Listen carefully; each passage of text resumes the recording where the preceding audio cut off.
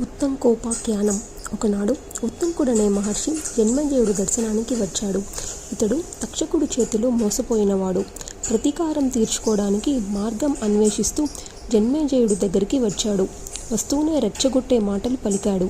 జన్మేజయ, నిన్ను చూస్తుంటే జాలి వేస్తుంది. కార్యాలు తెలుసుకోలేని పసిబాలుడిలా కనిపిస్తున్నావు.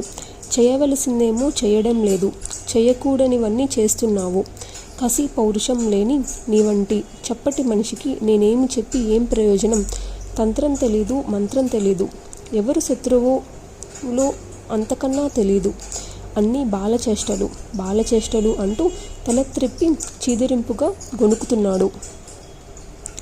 ఉత్తంకర్షి, నీ మాటలు నాకేమీ అర్థం కావడం లేదు. నేను ఏ వైరాన్ని తెలుసుకోలేదు, ఏ ప్రతీకారం చేయలేదు. వివరంగా చెప్పు, అప్పుడు ఏం చేయాలో అది చేస్తాను అన్నాడు. రాజా, తెలీదన్నావు కాబట్టి చెబుతున్నాను విను. మీ నాన్న ఎలా చనిపోయాడో తెలుసా? సహజ మరణం కాదు, దుర్మరణం. తక్షకుడనే సర్పదుష్టుడు పొట్టన పెట్టుకున్నాడు. కావాల్సి వస్తే ఉన్నారుగా నీ వృద్ధ మంత్రులు, వారిని అడుగు. జన్మేజయుడు వెంటనే మంత్రులను పిలిచి విషయం అడిగాడు. విప్రశాపం కారణంగా తక్షక సర్ప సందుష్టుడై పరీక్షిత్తు దివంగతుడైన సంగతి వారు వివరించి చెప్పారు. అవును మరి, విప్రశాపం కారణం తప్ప తక్షకుడి తప్పు ఏముంది అని జన్మేజయుడు ఎదురు ప్రశ్న వేశాడు. ఆహా, అలాగా నాయన, పుష్కలంగా ధనం ఇచ్చి కశ్యపుణ్ణి వారించలేదా ఆ దుష్టుడు? కాపాడగలిగిన వాణ్ణి కొనేసి వెనక్కి దారి మళ్లించిన వాడు శత్రువు కాక మిత్రుడవుతాడా? నీకంటే మునిబాలకుడైన రురుడు నయం. వెనకటికి ఒక పాము తాను వివాహమాడబోయిన ప్రమద్వరను కరిచి చంపిందని ప్రతిజ్ఞ చేసి సర్పసంహారం మొదలుపెట్టాడు. ఎప్పుడూ కర్ర పుచ్చుకొని తిరుగుతూ కనిపించిన పాములల్లా బాది చంపాడు. కొన్నింటికి వెతికి మరీ చంపాడు. అలా చంపుతుండగా ఒక వనంలో డుండుంబం అనే ముసలిపాము కంటపడింది. చంపబోయాడు. అది, రూరు, నేను నీకు ఏ అపకారం చేశానని చంపుతావు అని ప్రశ్నించింది. రురుడు తన ప్రియురాలి మరణం, తన ప్రతిజ్ఞాకారం వివరించి అందుకని చంపుతున్నానన్నాడు. రురు, నీ ప్రమద్వరను కరిచింది నేను కాదు. అసలు ఇంతవరకు నేనెవరినీ కరవలేదు. మిగతా పాములు కరిస్తే కరవచ్చు. రూప సామ్యాన్ని బట్టి నన్ను చంపడం నీకు భావ్యం కాదు. హేతుబద్ధమైన ఈ మానవ సంభాషణకు రురుడు ఆశ్చర్యపోయాడు. నువ్వు ఎవరివి? సర్పరూపం ఎందుకు పొందావు అని అడిగాడు. రురు, చెబుతున్నాను విను. నేను బ్రాహ్మణుణ్ణి. చిన్ననాట నాకు మిత్రుడున్నాడు. అతడి పేరు ఖగముడు. మహాతపస్వి, వట్టి అమాయకుడు. ఒక రోజున అతడు ఏకాగ్ర చిత్తంతో అగ్నిహోత్రం చేసుకుంటున్న సమయంలో నేను వెళ్ళాను. ఎండుగడ్డిని వెంటి చుట్టి పాముగా చేసి అతన్ని భయపెట్టాను. బాలచేష్టాది. కానీ అతడు నిజంగా భయపడిపోయాడు. గజగజ వణికిపోయాడు. నేను కేరింతలు కొడుతుంటే పట్టరాని కోపంతో శపించాడు. పాము వైపమన్నాడు. గబగబా వెళ్ళి గడ్డితాడు చూపించాను. ఇది నిజం పాము కాదని వివరించాను. అప్పటికి భయం తీరి ఖగముడు కొంత శాంతించాడు. మందబుద్ధి, నన్ను భయపెట్టావు కాబట్టి శపించాను. నువ్వు పాము కాక తప్పదు. అయితే మళ్ళీ నువ్వు నా భయం తీర్చావు కాబట్టి శాప విమోచనం చెబుతున్నాను విను.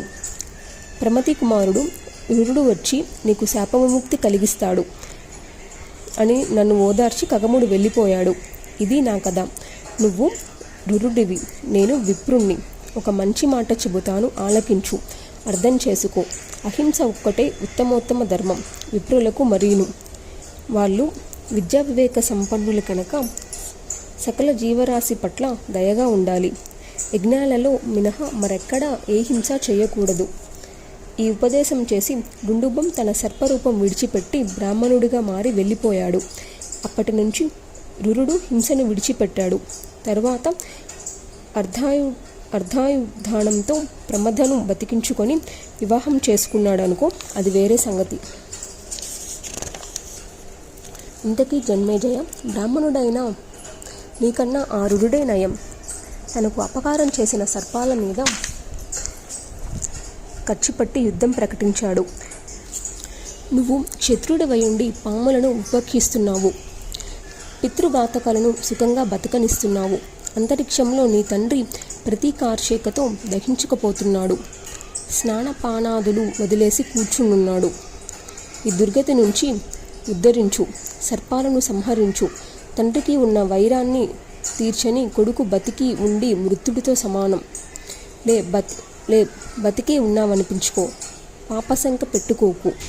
యజ్ఞం వంకతో ఎంత జీవహింస చేసినా తప్పు కాదు. సర్పయాగం ప్రారంభించు. ఇది అంబాముఖం. సౌనకాది మహామునులారా, ఉత్తంకుడి ఉపదేశంతో జన్మేజయుడు రెచ్చిపోయాడు. కన్నీళ్లు తుడుచుకున్నాడు. తండ్రికి ఉత్తమగతులు కలిగించలేకపోయినందుకు తనను తాను నిందించుకున్నాడు. ఈరోజే యాగం ప్రారంభించి పితృరుణం తీర్చుకుంటున్నాడు. బగబగలాడుతున్న మంటల్లో సర్పాలను ఆహుతి చేసి ప్రతీకారాగ్నిని చల్లార్చుకుంటున్నాడు. మంత్రులను అందరినీ పిలిచాడు. గంగా తీరంలో భూమి కొలిపించి చదను వేయించాడు. 100 స్తంభాలతో అందంగా మండపం కట్టించాడు. యజ్ఞవేదిని నిర్మింప చేశాడు. యజ్ఞ సంబరాలు సమకూర్చండి, నేను సర్పయాగం చేయాలి. యజ్ఞ పశువు తక్షకుడు, యజ్ఞహోత ఉత్తంకుడు, వేద పండితులందరినీ ఆహ్వానించండి త్వరగా. రాజాజ్ఞ మేరకు అన్నీ ఏర్పాటయ్యాయి. సర్పహవనం మొదలయ్యింది. తక్షకుడు భయపడ్డాడు. ఇంద్రుడి సన్నిధికి పరిగెత్తాడు. అతడు ఓదార్చి అర్ధ సింహాసనంలో కూర్చోబెట్టుకొని అభయం ఇచ్చాడు. ఉత్తంకుడు ఇది గ్రహించాడు. పట్టుదల పెరిగింది. సహేంద్ర తక్షకాయ స్వాహ అంటూ ఇంద్రుడితో సహా తక్షకుణ్ణి నిమంత్రించాడు. ఇద్దరూ వచ్చి యజ్ఞకుండంలో రాలిపడాలి. అంతలోకి తక్షకుడు ఆస్తికుణ్ణి తలుచుకున్నాడు. అతడు యాయావరకులోద్భవుడు, ధర్మాత్ముడు, జరత్కారుని కొడుకు.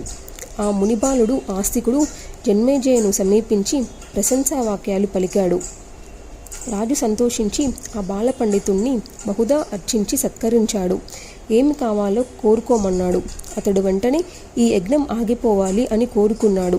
మాటకు నిలబడే మహారాజు కనుక యజ్ఞాన్ని ఆపేశాడు. సర్పహోమం ఆగిపోయింది. ఆస్తికుడు సంతోషించాడు. వైశంపాయనుణ్ణి పిలిచి జన్మేజయుడికి వ్యాసభారతం వినిపించమన్నాడు. విన్న రాజుకి మనశ్శాంతి లభించలేదు. సాక్షాత్తుగా వ్యాసుణ్ణి అడిగాడిక. హే భగవాన్ వ్యాస, నా మనసు దహించకపోతుంది. అర్జునంతటి వాడికి పౌత్రుడు మా తండ్రి. సంగ్రామంలో మరణిస్తే అది క్షత్రియులకు గౌరవప్రదం. ఇంటిలో మరణించినా కనీసం అది సహజ మరణమైతే అదొక పద్ధతి. ఇదేమిటిది దారుణం? మా తండ్రి గారిని దుర్మరణం. అంతరిక్షంలో దాహుడుతుడై వేలాడుతున్నాడు. శాంతి ఉపాయం చెప్పు. వెంటనే మా తండ్రి గారి దుర్గతి తప్పి స్వర్గానికి వెళ్తే ఉపాయం చెప్పు. నాకు మనశ్శాంతి ప్రసాదించు అని జన్మేజయుడు అభ్యర్థించాడు. సత్యవతీసుతుడు సభామండపంలో కూర్చొని సమాధానం చెప్పాడు. చిరంజీవి జన్మేజయ, అతి రహస్యము అత్యద్భుతము అయిన ఒక పురాణం చెబుతాను. శ్రద్ధగా ఆలకించు. శుభప్రదమైన భాగవతం ఇది. ఇందులో ఎన్నో కథలు, ఉపకథలు ఉంటాయి. ఒకప్పుడు నా కుమారుడు శుకుడికి వినిపించాను. ఇప్పుడు నీకు వినిపిస్తున్నాను. ఇది పరమ ముఖ్యం సుమ. విన్నంత మాత్రం చేతనే చతుర్విధ పురుషార్థాలు సిద్ధిస్తాయి. ఆగమ రహస్యాలన్నీ తెలుస్తాయి. ఉపోద్ఘాతం సాగుతుండగానే జన్మేజయుడు అడ్డు తగిలాడు. ఈ ఆస్తికుడు ఎవరు? నా సర్పయాగం ఎందుకు ఆపాడు? పాములను కాపాడవలసిన అవసరం అతనికి ఏమిటి?